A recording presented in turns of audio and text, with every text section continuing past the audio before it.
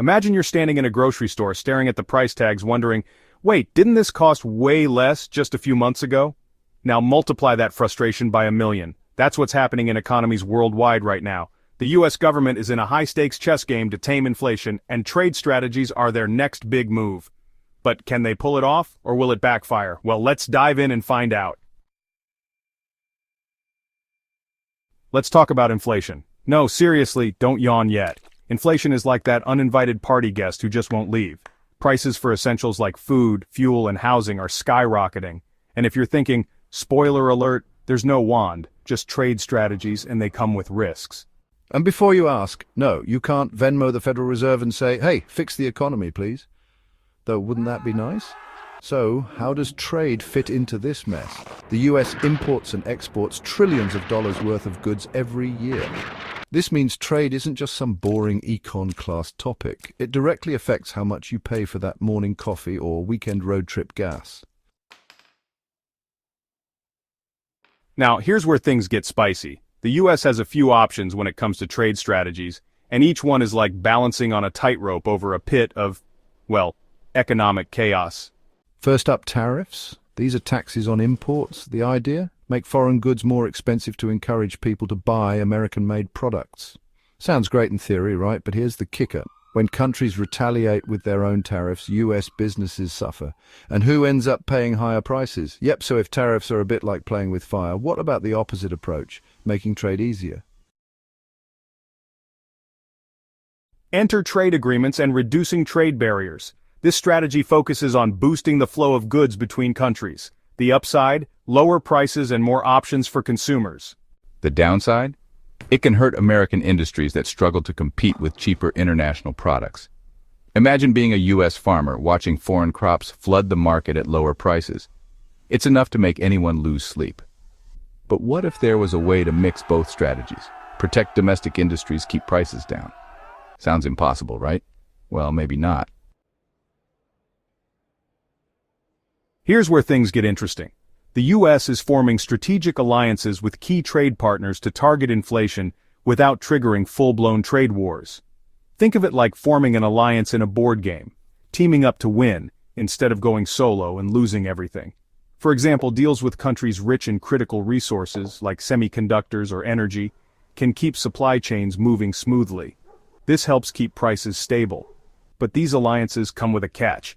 They have to be carefully managed to avoid political fallout. It's like a group project where everyone has to get along or the whole thing tanks, and nobody wants to be student. So, can the US really use trade strategies to fight inflation without making things worse? The reality is, there's no simple answer. Trade strategies are like playing a game where the rules keep changing. Global conflicts, political shifts, and economic surprises all add layers of complexity. One wrong move and boom, prices spike even higher. It's a balancing act that affects millions of lives. We're not just talking about numbers on a spreadsheet. We're talking about families affording their next meal or businesses staying afloat.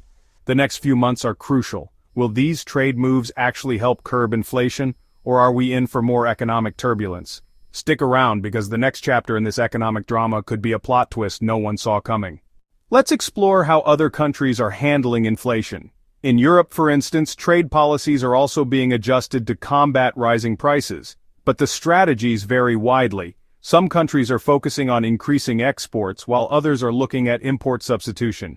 The effectiveness of these strategies is still up for debate, but one thing is clear: the global economy is interconnected, and what happens in one part of the world can have ripple effects everywhere.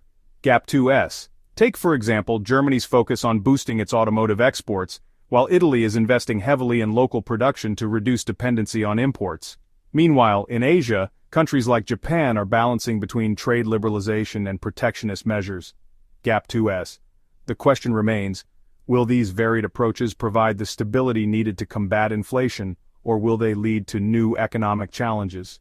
The global stage is set, and every move counts. Now, back to the US.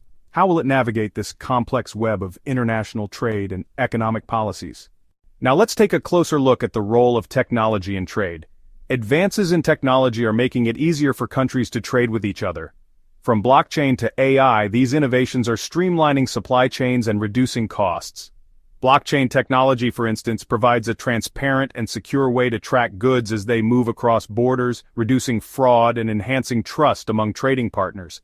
Artificial intelligence is optimizing logistics, predicting demand, and even automating customs procedures, making international trade faster and more efficient. Gap 2S.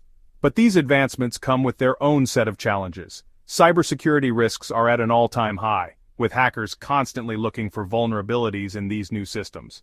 Moreover, the rapid pace of technological change means that regulatory frameworks often lag behind, creating a patchwork of rules that can be difficult for companies to navigate. Gap 2S. Despite these hurdles, the potential benefits of technology in trade are immense. By embracing these innovations, countries can not only boost their economic growth but also create more resilient and adaptable trading systems. So what role will technology play in shaping the future of global trade? Only time will tell. Gap 2S. Another important aspect to consider is the environmental impact of trade. As countries strive to boost their economies, they must also think about sustainability.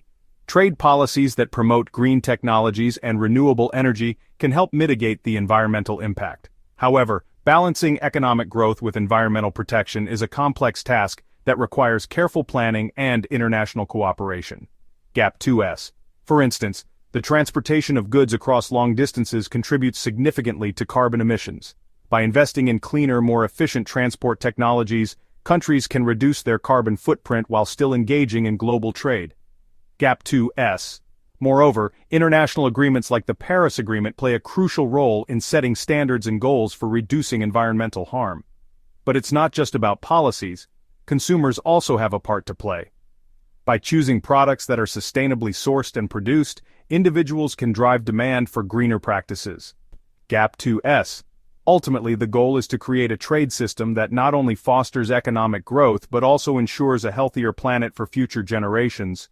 How can we achieve this delicate balance? It will require ongoing innovation, commitment, and global collaboration. Gap 2S. Let's not forget the human element in all of this. Trade policies affect not just economies but also people's lives. Workers in industries that are heavily impacted by trade, such as manufacturing and agriculture, often face uncertainty and job displacement. Gap 2S. It's crucial for governments to provide support and retraining programs to help these workers transition to new opportunities. By investing in education and skill development, we can ensure that individuals who are affected by trade changes are not left behind. Gap 2S. Additionally, social safety nets and job placement services can provide much-needed assistance during periods of economic transition. Gap 2S. Ultimately, the goal should be to create a trade environment where everyone has the opportunity to thrive, regardless of the shifts in the global market. How can we, as a global community, ensure that trade benefits are distributed more equitably? This is a question that requires thoughtful consideration and collaborative efforts from all stakeholders involved. Gap 2S. By focusing on the human aspect, we can make trade not just a driver of economic growth but also a force for social good. Gap 2S. Finally, let's discuss the future of global trade. With the rise of digital platforms and e-commerce, the landscape of trade is changing rapidly. Small businesses now have the opportunity to reach international markets like never before. Gap 2S. But this also means that competition is fiercer and businesses must adapt quickly to stay ahead. Gap 2S. The future of trade will be shaped by innovation, adaptability, and the ability to navigate an ever-changing global economy. Gap 2S. Emerging technologies like blockchain, AI, and IoT are already starting to revolutionize how transactions are conducted and how supply chains are managed. Gap 2S. These advancements hold the promise of making trade more efficient, transparent, and inclusive. Gap 2S. However, they also pose new challenges such as cybersecurity threats and digital divides. Gap 2S. To harness the full potential of these technologies, it's crucial for businesses, policymakers, and international organizations to collaborate and create a supportive ecosystem. Gap 2S. By doing so, we can ensure that the future of global trade is not only prosperous, but also equitable and sustainable for all. Curious about what else is happening with U.S. policies? Check out my next video where I break down the latest news on America's economic decisions and what they mean for you. Don't miss it. This story is far from over.